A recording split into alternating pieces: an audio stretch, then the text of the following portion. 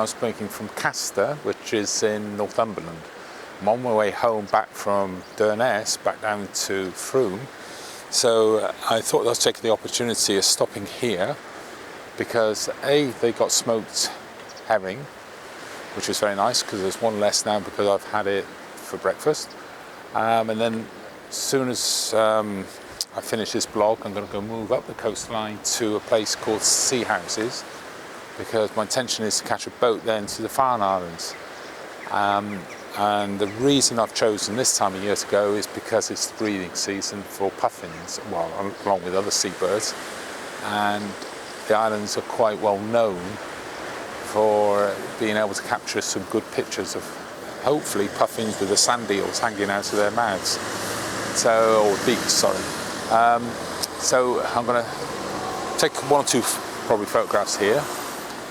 Nice little harbour, and then I'll go up to sea at 10:30 for the boat, and then see how the day goes. I took the opportunity now to do the blog because on the boat and out on the islands, I don't think there's going to be much time available.